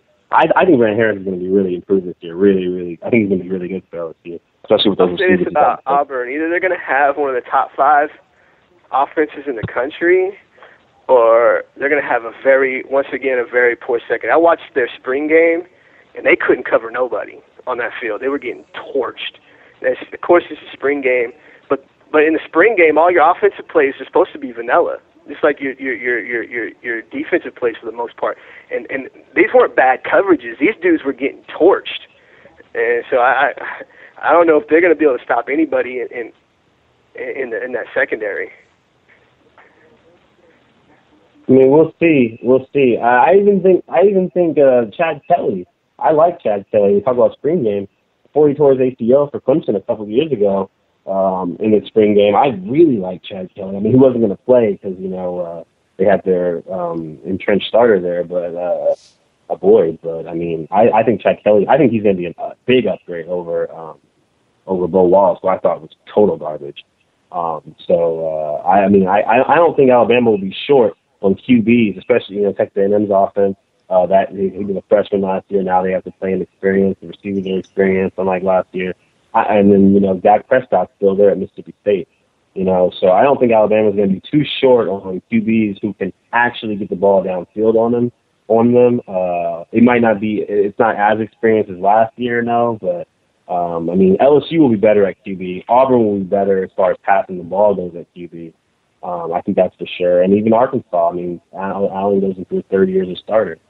So, I mean, I think there's still QBs who can exploit Alabama's secondary if those corners and those DBs aren't up to par. I think Mississippi State's in for a long season. They only returned 7 total starters last season. I think they're in for a very long season. I think reality is going to hit them that, hey, we were good for 1 year, and we're back to playing trash football. I mean, Dak Prescott's a player, but, I mean, when you're only returning 7 starters in the best conference in the country, you got some problems. I agree about Mississippi State. I think they're going 6-6. But come on, man, they never played trash football. they never were trash. When they play good football, that's what I mean. When? Play Mississippi State football. Huh? They'll play Mississippi State football.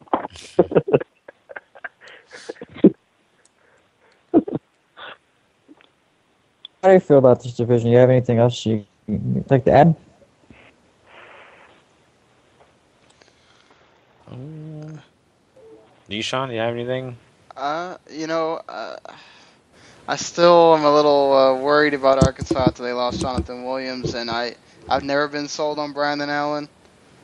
He still needs to figure out how to slide when needed. He keeps getting hurt when the team doesn't need him to. And, can they win those games that they lost last year that they should have won? I don't know. Especially now that they're going to be able to, a lot easier to figure out than they were last year. What about you, Gary? It was kind of funny when we did this, decision making when we, when you did this part of the, whole conference. And out of the SEC, I want to say this: I've not really heard, a whole lot of excitement or any thought processes, I think, like this. But I really feel like Auburn's the team to beat in that whole conference. So I know I had picked Auburn before. I think I'm going to stick with that just because if, I don't know what the deal with the QB thing is going to be, but I just think Coker's going to wind up doing him in. I don't have a lot of confidence in that guy at all if he winds up winning the job. Okay, who do you guys have winning the whole SEC? Who's going to be your champion in this? I'm taking Alabama to beat Georgia. The best answer I can give is whoever wins the West will win it. That's how the West was won. Exactly. I'll pick Auburn. Garrett? Let's think about it. Big game. Lots of excitement with Georgia beating the crap out of Auburn. And then Auburn turns it around and Favre goes west and Auburn wins that. Yeah, I'll be surprised if the winner doesn't have 2 losses. Right. Then you have the controversy of do you let the 2-loss team in because they won the SEC or not? I don't know. I don't really like the SEC. I think everybody knows that. But the SEC has really come back to earth when you look at their top upper tier teams. They've went 4-8 in BCS New Year's games / playoffs since 2011. They haven't won a big bowl game since Alabama beat Notre Dame for the national championship in 2012. We heard all year last year from the media and from fanboys on Facebook how the West was the greatest division in the history of college football. Well, they turned around and went 2-5 in bowl games. Their only wins was Texas. I mean, Texas was barely a 500 team, and I can't remember the other win off the top of my head. So I think the SEC is coming back to earth. I think personally, I know I said that they were the best conference earlier. I think it's minute between them and the Pac-12 because the Pac-12 South was just as hard to win last year as the SEC West was, and then the Pac-12 had a much better bowl season than the SEC. I mean, the SEC East got obliterated by the ACC the last week of the regular season last year. The only reason they came out of bowl season with a winning record is because of the teams they got to play in bowl season. So that's a very deep question about where is the SEC right now? Are they back to earth, or is it going to be this year? Are they going to regain their top spot? I think that well, last year statistically in the regular season, it was the best division ever statistically. I mean, they not statistically. I mean, like by wins. The teams they beat, the win percentage. It was the best division. But yeah, in the bowl season, they lost. And that didn't. You hear for years we win our bowl games. Hell, I'd say that about them. They win the bowl games. What can you say? Even though they get to play the Big Ten nonstop, which is great. But and then they lose them. So they lost. I mean, so then you're not as great, The Pac-12 is winning them. The Pac-12 has been the best in the bowls the last few years. And I mean, in Oregon, Oregon made the national championship for a reason, They navigated through that horrible, terrible schedule, super tough schedule, and they made it. So I think the Pac-12 is better than the SEC. I think they were better last year, and I think overall they'll be. Overall, I think the SEC. Should be slightly better than the Pac-12 this year, just because I think the SEC East will be better than the Pac-12 North. But last year. The what better last year? I said the East was probably better than the Pac-12 North last year. It was. I think it's going to be even greater. A greater gap this year. I think the East. I think some teams in the East. I think Florida. Well, Florida. Wasn't that bad last year. In general, but they almost beat Florida State. But I think Florida could possibly be a little better, and then some of the North teams I just think got worse. So, like all of them, almost. So, yeah. All right. Well, before we kind of wrap this up with our playoff predictions and stuff, I just want to see any of you guys have any thoughts or predictions for Notre Dame, since they're kind of the big school without a conference? I'm not as sold on Notre Dame as everyone else is. I see 3 or 4 potential losses on that schedule, and if their defense isn't a lot better than what it was last year, there's just no way that they're going to sniff the playoffs. So Notre Dame last year, the first half of the year, the defense was great, and the second half was terrible. And they had an injury coincide with that. But when you look at the schedule, they played Rice, Michigan, Purdue, Syracuse. Stop right there. They played Rice, Michigan, Purdue, Syracuse. Who wouldn't have great defensive numbers versus those bums? So, then, second half of the year, they played at Florida State. They played Arizona State. They played Northwestern wasn't great on offense, and they scored 40 on them. I'm not sold Notre Dame either. But with that said, they get Texas, Virginia, the Georgia Tech option, which that's a good offense, but it's obviously a one-dimensional offense that's breaking in all new players on offense pretty much, except QB. They play. They have to go to Clemson. They have to play USC. Pittsburgh's a real wild card there. I could see them winning 10 or 11 games. They could. Everything goes their way. And they're super talented. They are. They have tons of talent, tons of depth. But I don't think they win enough to make the playoff. I'll put it to you that way. I think they could end up going 10-3 after a bowl win, maybe 11-2. But I just don't think they'll. I don't think they'll win enough games to make the playoff. But it wouldn't surprise me too much either, because like I said, they are a very, very talented team. Sean or Gary, do either of you think they could have a chance at the playoffs? Gary? No, I don't know. I there's the opportunity, and it is there. I'm not buying in on it. Notre Dame, the only way is if they go undefeated, and that's not happening. Mm-hmm. Yeah. And don't tell my wife I said that, because she's Irish, and I prefer to say. With their schedule, they could potentially get in with 1 loss, maybe even 2. But I think they're going to lose more than 2 games. I don't have. I think I had them losing 4 games potentially. So there's going to be a lot of 2-loss teams this year. Everyone thinks that because traditionally you get, you have 1 or 2 teams winning the game all year, and they're dominant. But 2007 can happen any year where you have all these 2-loss teams. And I think this year could easily be that way. I think the Big 12 champs would have 2 losses.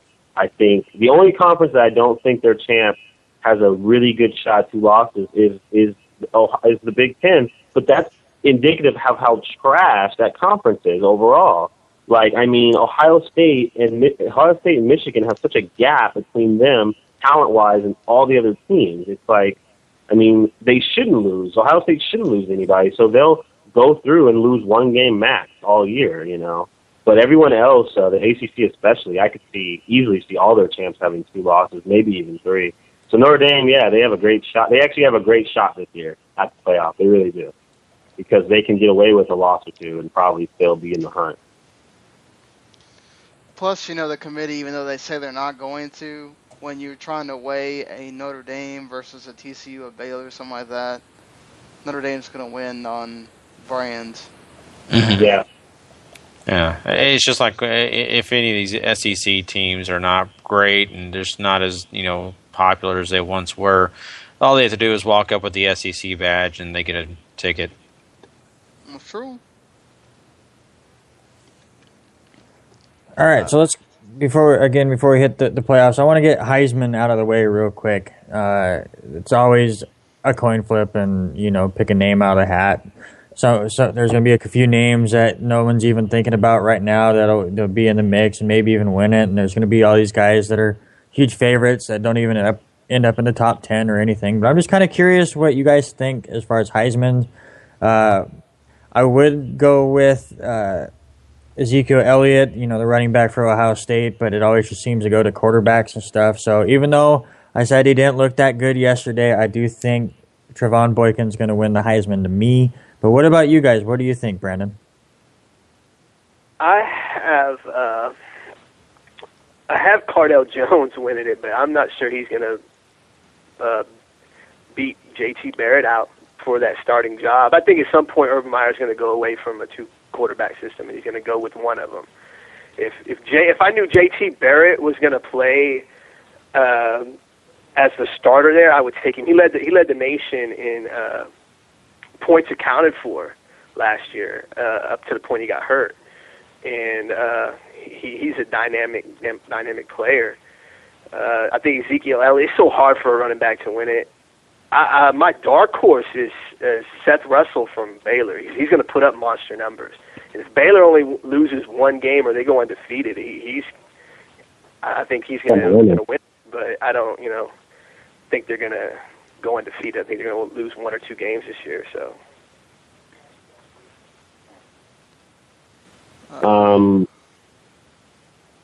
That award, the Heisman, I'm not a fan of it.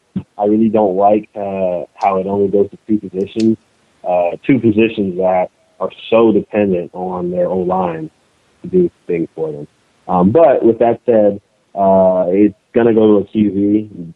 I'm about 85% sure it'll go to a QB like it usually does. So the few dark horses I'll throw out, Seth Russell's one of them.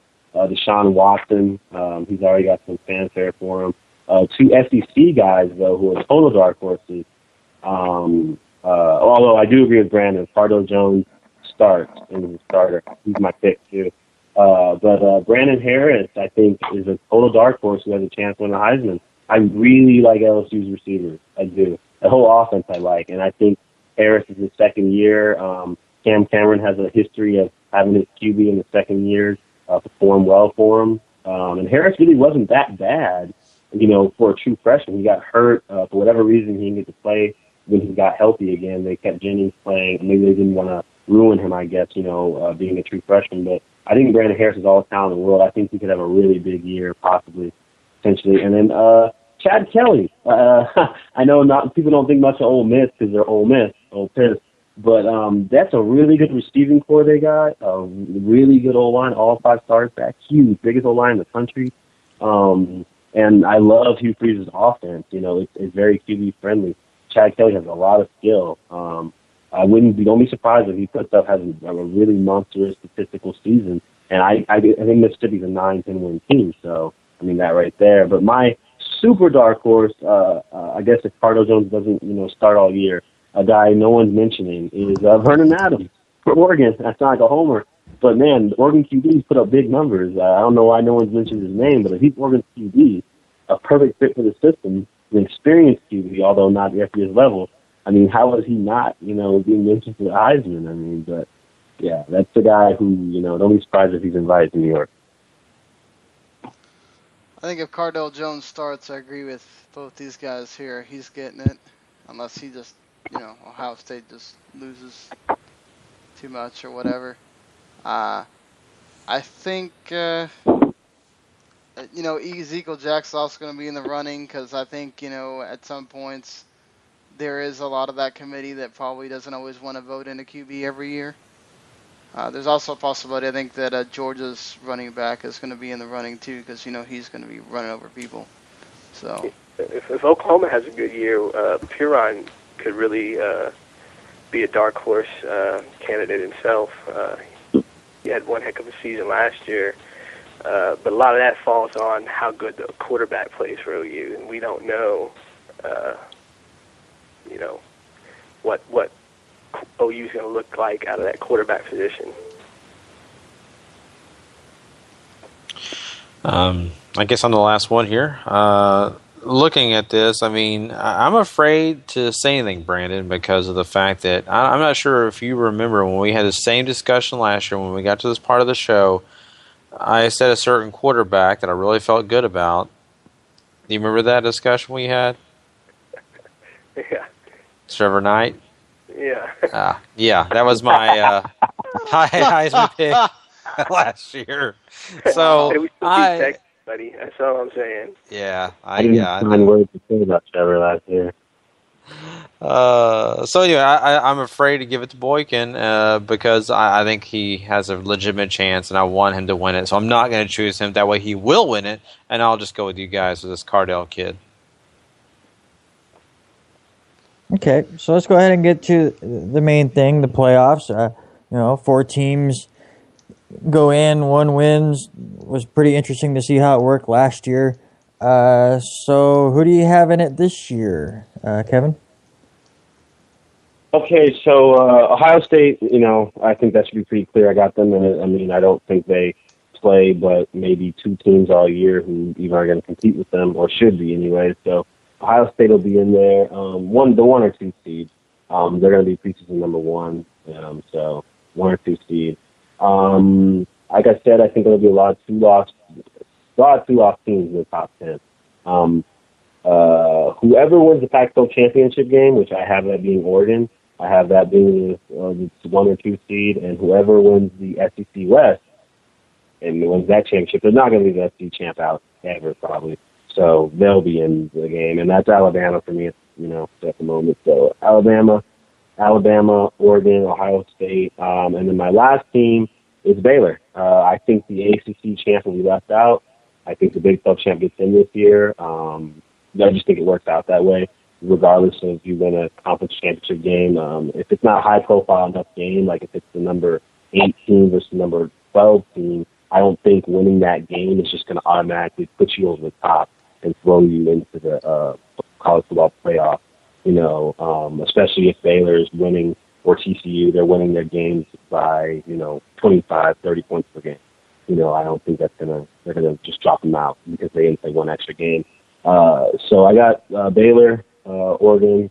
I actually have Baylor playing Oregon in the first round, Ohio State playing Alabama, and I've got Alabama and Oregon finally meeting up in that matchup that I would have loved to have seen in 2012. And I got Oregon winning it all. Go Ducks. What about you, Brandon? My playoff team, I have Ohio State coming in with the 1 seed, Baylor the 2 seed, Alabama the 3, and Stanford the 4. I got Ohio State beating Stanford, Alabama beating Baylor, and I got Alabama revenging their loss to Ohio State last year and winning it all. Sean? I got Ohio State 1, Oregon 2, TCU 3, and Auburn 4. Who do you have one?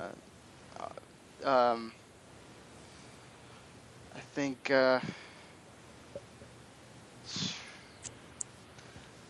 TCU pulls the upset, but they lose to Ohio State. All right. Mine's going to be kind of tricky because I've been, mulling around in my head trying to see, what combination I would, actually think would happen. But I'm just going to go with this. Ohio State's definitely number 1 seed for me. I just don't see anybody taking that place. For me, the 2nd seed will be Auburn. I really feel strongly about that. Even if they were to lose 3 games, that badge will get them in anywhere. Number 3 for me, I feel like Oregon will be there, and they'll be there strongly at 3. And TCU is my number 4. I wish I could say TCU goes further, but I just see Ohio State being the victor. And I really feel like then, it's going to be a difficult game, but I'm just going to say that we're going to get Auburn winning. And then I feel like Ohio State repeats. And mine's a bit different. I always, when we go into this, I always try to take a few of the upsets and just kind of see how they go.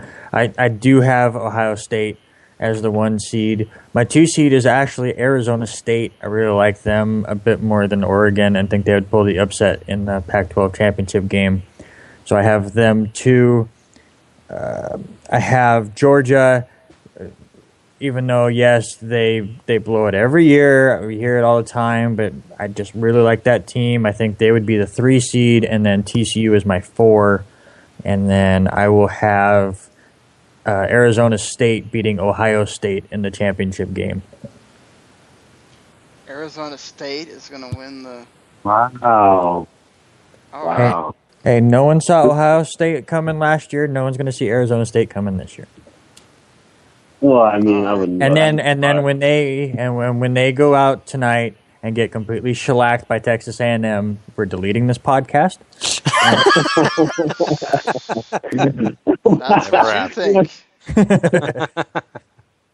But no, with the playoff system and stuff, and how it works, and it comes down to one game. I don't know what it is about Arizona State. Just everything I've read about them just has me sold.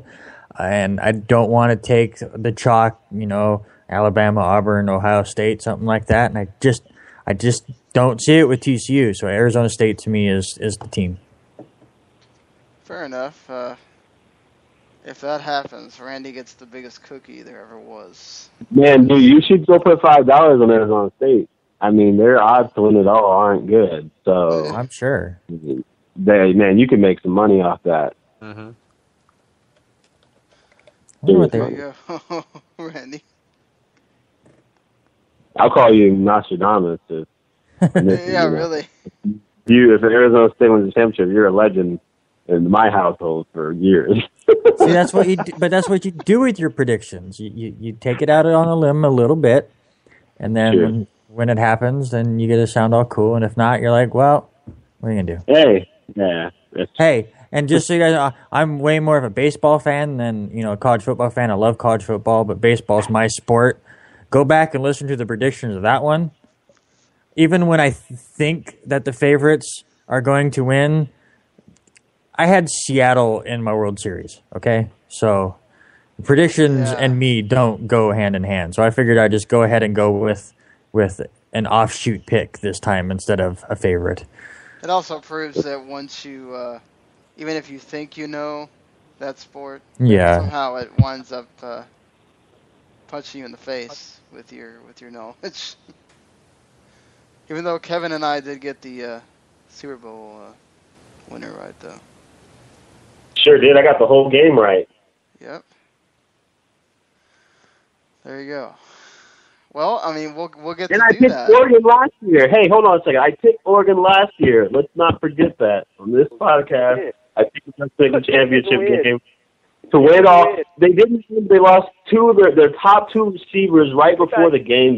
Changed the offense. I mean, come on. It was the Ducks' year last year, Mariota. It was the Ducks' year. I got lucky. I think Ezekiel Elliott's still running for touchdowns. Yeah, everyone makes it a joke. It's real funny, but I mean, I don't know. I can't say I hope they get blown out by Virginia Tech and Bears. Great runner-up. Yeah, I did. Hey, beat picking it beats picking. I can't remember who you picked last year in the Pac-12, but UCLA. That's right. But yeah, beats that. So, yeah, I mean, so these two will be back, and hopefully, the other two guys. I don't want to mention their names because every time I mention names, people don't show up. So. Right. So Kevin and Brandon should be back. Are we gonna have to do the whole waiting again on Sunday, or are you? So it's tomorrow night, right? Like it's really tomorrow night. Like it's Sunday your time. No, it's Sunday night to Monday morning. So Sunday night to Labor Day morning. Oh, then yeah, I'm good. You won't have to wait at all. I'll be good. Yeah, it's at 9 that night or 8? Yeah, 9. Okay, yeah, it'll be fine. Yeah, it'll be great. Okay, good. So I know I got one of them confirmed to me. Haven't heard from the other one at all. Hopefully he says something before Sunday. But if not, we know we got Brandon and Kevin for the NFL season preview that we're going to do on Sunday night.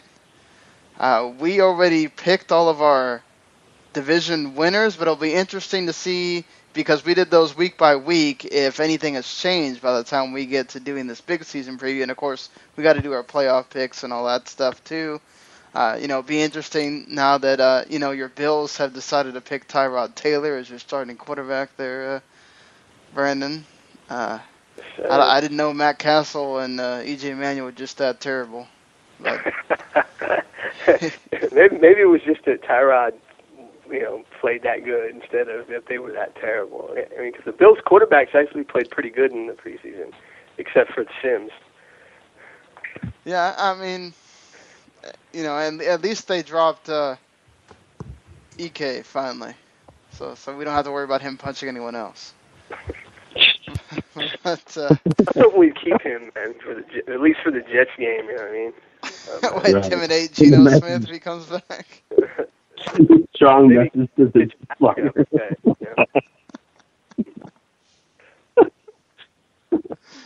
Yeah. Great. Hey, Tim Tebow's going to make your team, Kevin, so. He did. I mean, I don't think it's really that newsworthy, but, he's there, so, Yeah, Tim Tebow is the best third-string QB in football. No, I'll take that. I was going to say, this football. Downplaying how excited he is at Tebow's actually. He's probably secretly like, man, I wish Bradford would get hurt. And so give me a break. Bradford is going to have to yeah. I mean, Tebow, I don't know what chip season, Tim. I would have rather had Josh Johnson. I don't know. I don't think he's on a roster. I would much rather have Josh Johnson than Tebow for what he has Tebow there for. I hope you all know who I'm talking about. Josh Johnson from San Diego State. For the Bucs. Yeah, he's faster. I mean, probably a better thrower. Hell, I'd rather have Tyrod Taylor. But I mean, he couldn't get his hands on Tyrod Taylor. But I just remember Kevin really hyping up Matt Barkley a lot. I remember that. Matt Barkley. Telling him I did. Any old clipboard holder. That's what he's going to be. Matt Barkley. I said Matt Barkley was the best QB in that draft, and I stand by that. I do. Everyone talks about option offense versus a pro style, but they don't talk about like how a pro style QB, they don't just automatically fit into an option one like that, a spread one. And Matt Barkley does not fit into what the Eagles do. He never did. I think Chip took him because he's a Pac-12 guy. He takes Pac-12 players who he knows, and he's like, hey, I need another QB, another arm, and Barkley fell to round 4. He took him. I think Barkley has a real good chance to start for Arizona, not this year, obviously, but down the line, because, they don't have – I think he can beat out Drew Stanton. I do. He could start this season the way Carson Palmer just gets hurt all the time. Possibly, yeah. You never know. But he's in a much better, he's in a place where they can take advantage of what he brings to the table way more than in Philadelphia, and Barkley never played other than his rookie year getting thrown to the fire versus Dallas and New York when he shouldn't even be on the field. He wasn't ready. He's never played the regular season, so the jury's out on him. As far as I'm concerned, he's got no real footage on him other than the preseason. He didn't look good in the preseason this year. He didn't. There's no getting around that. But he looked good enough, obviously, for the Arizona's coach to take a chance on him. So that QB class does suck. So I mean, it's not like I'm saying much by saying I think he's still the best QB in that class. But I mean, well, I mean, go away. Barkley, he could be the next Aaron Rodgers for all we know. No. The guy that kind of sits back there and then does something. I'm just making the comparison. I'm not saying he's going to be Aaron Rodgers. Yeah. I'm just. Or he could be the next Brandon Whedon. You never know. Yeah, that too. Blaine Gabbert. yeah. Hopefully better than Blaine Gabbert. My goodness. Yeah, hopefully, yeah. Well, that does it for this podcast. Well, like I said, we'll be back on Sunday night to Monday morning for you on-demand people. And then we'll be really that next Thursday, first game, Pittsburgh and New England with Tom Brady starting from day one because Roger Goodell just doesn't know when to just stop. So he gets egg on his face instead. But we'll talk about that more on Sunday. Until then, thank you to both Kevin and Brandon. All right, Brandon. Thanks, guys. Yeah, thanks for having me on. As always, it was a pleasure. Well, always a pleasure to have you guys too. And we shall see everybody later.